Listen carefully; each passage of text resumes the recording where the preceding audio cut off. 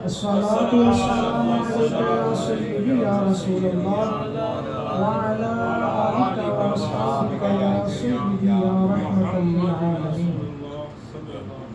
حاجی سے یہ ماہانہ پروگرام رکھنا جہاں پر اعزاز کی بات ہے، اللہ اور اس کے رسول اور اللہ کے پیاروں کا ذکر ہوتا ہے، وہیں پر اس محفل کا ایک مقصد جو ہے وہ میری اور آپ کی ہم سب کی اصلاح بھی مقصود ہوتی ہے۔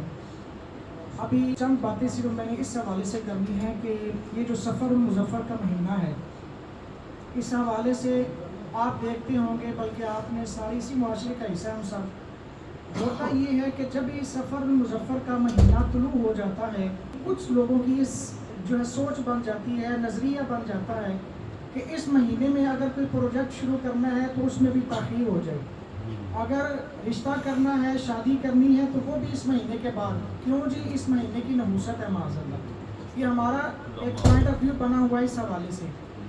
کلیئرلی یہ سن لیں کہ شریعت اسلامیہ کے اندر اللہ رب العزت نے اپنے پیارے حبیب کو جو دین عطا فرمایا ہے، اتنا کامل ہے، اتنا مکمل ہے، اتنا واضح ہے، اب اس میں کسی اور خرافات کی انٹری کی کوئی گنجائش نہیں ہے۔ وہ حق ہے جو اللہ رب العزت نے اپنے پیارے حبیب کو عطا فرما دیا۔ لیکن افسوس کی بات یہ ہے کہ وہ جو زمانہ جاہلیت کے لوگوں کے رسم و رواج تھے، ان کے نظریات تھے، انہی میں سے کچھ چیزیں آج ہم بھی اپنائے ہوئے ہیں اور ہماری سوچیں بھی آج وہیں پر کھڑی ہیں۔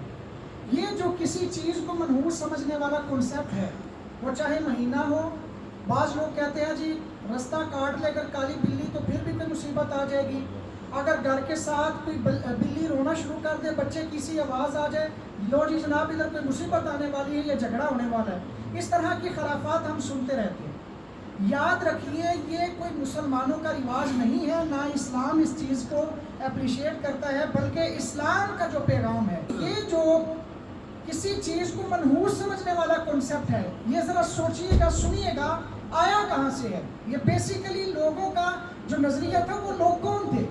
اللہ رب العزت نے سورہ اعراف آیت نمبر 131 میں ارشاد فرمایا کہ جب ان کو کوئی برائی پہنچتی تھی، فَإِذَا جَاءَتْهُمُ الْحَسَنَةُ قَالُوا لَنَا هَٰذِهِ، جب ان کو کوئی اچھائی پہنچتی تو کہتے یہ تو ہماری اپنی محنت ہے، ہم نے کوشش کی تھی، ہم نے محنت کی تھی تو ہمیں پھل مل گیا ہے۔ لیکن کہا کہ جب ان کو کوئی مصیبت آتی ہے، يَطَّيَّرُوا بِمُوسَىٰ وَمَن مَّعَهُ، یہ فرعونیوں کی حرکت بیان کی گئی قرآن میں۔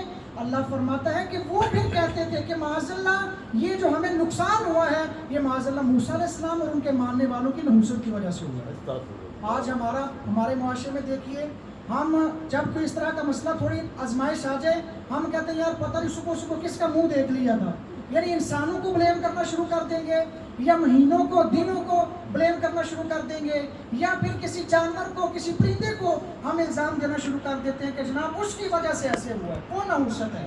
یاد رکھیے یہ نحوست یہ چیزیں نہیں ہیں، بلکہ جو اصل نحوست ہے وہ کیا ہے؟ اللہ رب العزت نے سورہ شورى آیت نمبر 30 میں ارشاد فرمایا فَمَا أَصَابَكُم مِّن مُّصِیبَةٍ، جب بھی تمہیں کوئی پریشانی پہنچتی ہے، مصیبت آتی ہے، تو فرمایا فَبِمَا كَسَبَتْ أَيْدِيكُمْ، یہ تمہارے اپنے کرتوت ہی ہوتے ہیں، یہ ہمارے اپنے جو بد اعمالیاں ہوتی ہیں، نقصانوں کی صورت میں ہمارے سامنے آ رہی ہوتی ہیں، اور ہم دوسروں کے اوپر بلیم کرنا شروع کر دیتے ہیں۔ بلکہ انور صاحبی نے کہا تھا جس دور پہ نازاں تھی دنیا، اب ہم وہ زمانہ بھول گئے۔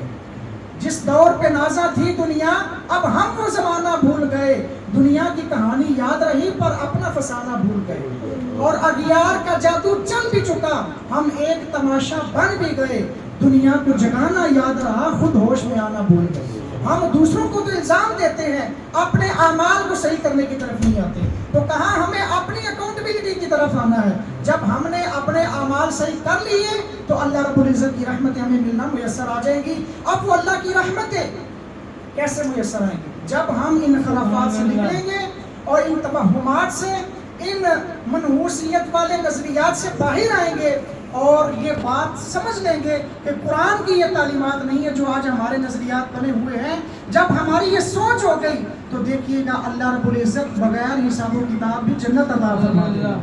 بغیر حساب و کتاب جنت، یہ جو میں نے بات کی ہے یہ میں اپنی طرف سے نہیں کہہ رہا، بخاری شریف کی روایت، اور روایت کا نمبر 5752، نبی رحمت صلی اللہ علیہ وسلم ارشاد فرماتے ہیں میری امت کے 70,000 بندے ایسے خوش نصیب ہوں گے جن کو اللہ بغیر حساب و کتاب جنت عطا فرمائے گا. 70,000 بندے. اللہ کے حبیب صلی اللہ علیہ وآلہ وسلم ارشاد فرماتے ہیں. اب پوچھا گیا یا رسول اللہ وہ جو خوش نصیب ایسے ہیں جن کا حساب بھی نہیں ہونا، یا رسول اللہ ان کی خصوصیات کیا ہیں؟ وہ کون سے دنیا میں ایسا عمل کرتے تھے جس کی وجہ سے اللہ تعالیٰ قیامت میں ان کا حساب ہی نہیں لے گا؟ نبی رحمت صلی اللہ علیہ وسلم نے جو چیزیں ارشاد فرمائی وہ ذرا توجہ سے سنیے گا.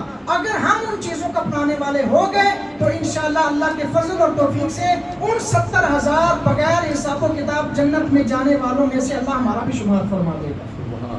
وہ لوگ کون سے تھے اور ان کی خصوصیات کیا ہوا کرتی تھی؟ حضور پاک صلی اللہ علیہ وسلم ارشاد فرماتے ہیں کانوا لا یکتوون. فرمایا جب اللہ کی راہ میں جہاد کرتے ہوئے ان کو کوئی زخم آ جاتا تھا تو فرمایا اس زخم کو وہ داغا نہیں کرتے تھے. اب داغنا کیا ہوتا ہے؟ لوہے کو گرم کر کے اس زخم کے اوپر لگاتے ہیں تاکہ وہ جلدی ٹھیک ہو جائے. لیکن شریعت نے منع کیا کیونکہ جسم کو اضافی تکلیف میں مبتلا کرنا ہے، اس لیے اسلام اپنے جسم کو یا کسی کو بھی تکلیف دینے سے منع کرتا ہے. تو فرمایا کانوا لا یکتوون، وہ جسموں کو داغتے نہیں. دوسری بات کیا ارشاد فرمائی؟ فرمایا ولا یسترقون، وہ شرک یا دم بھی نہیں کرتے، نہ ان پر اعتماد رکھتے ہیں. اب یہ زمانہ جاہلیت میں لوگ بتوں کا نام لکھ دیا کرتے تھے. کسی کو کوئی تعویذ دینا ہوتا تو ان پر بتوں کے نام لکھ کر کے کہتے کہ دیکھ لو اس کی وجہ سے تمہارا یہ کام ہو جائے گا. تو شریعت میں اس چیز سے منع کیا گیا. ہاں قرآن پاک کی آیت ہے، حدیث پاک میں جو حضور پاک نے دعائیں ارشاد فرمائی ہے وہ لکھ کر کے بچے کے گلے میں لٹکا دیتے ہیں، تعویذ دیتے ہیں، وہ الگ بات ہے. لیکن شرکیہ بات، شرکیہ دم کرنا یا شرکیہ تعویذ والا نظریہ رکھنا، فرمایا کانوا لا یکتوون ولا یسترقون. فرمایا نہ وہ جسموں کو داغتے ہیں نہ وہ ان چیزوں پر بلیو رکھتے ہیں. اور تیسری بات جو ارشاد فرمائی فرمایا ولا یتطیرون، اور نہ وہ کسی چیز کو منحوس سمجھتے ہیں، وہ کسی چیز کو منحوس نہیں سمجھتے. اور جو آخری بات ارشاد فرمائی فرمایا وعلی ربہم یتوکلون، فرمایا بس وہ اپنے رب پر بھروسہ رکھتے ہیں کہ جو کچھ بھی آ رہا ہے، اگر ہمیں بھلائی پہنچ رہی ہے، ہمیں منافع ہو رہا ہے، ہمیں خوشحالی میسر آ رہی ہے، یہ بھی اللہ کا فضل ہے. اور اگر ہمارے اوپر کوئی آزمائش آئی ہے تو یہ ہمارے اپنے اعمال کے سبب ہے، یہ ہمارے اپنے اعمال ہیں جو ہمارے سامنے آ گئی. نبی رحمت صلی اللہ علیہ وسلم نے جب اپنے پیارے صحابہ کی یہ تعلیم فرمائی نا، جو تربیت فرمائی تھی، اس کا رنگ ان کی اپنی زندگیوں میں بھی نظر آتا ہے. امام قرطبی علیہ رحمہ اس بات کو نقل کیا. آپ فرماتے ہیں حضرت عبداللہ ابن عباس رضی اللہ تعالیٰ عنہ بیٹھے ہوئے تھے، ایک پرندہ گزرتا ہے، اور پرندہ جب گزرا اس نے آواز لگائی، جیسے آج ہمارے میں مشہور ہے کہ الو اگر بولتے ہوئے گزر جائے تو معاذ اللہ پھر بھی کوئی مصیبت آتی ہے.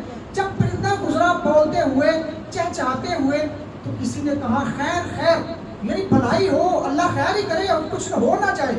جب یہ بات حضرت عبداللہ ابن عباس رضی اللہ تعالیٰ کے کانوں تک پہنچی، آپ نے فرمایا ما عند ھذا لا خیر ولا شر. فرمایا اس پرندے کے پاس کیا پوچھتے ہو؟ فرمایا اس پرندے کو جس رب ذوالجلال نے پیدا کیا ہے، فرمایا اس پر اپنا توکل مضبوط رکھو.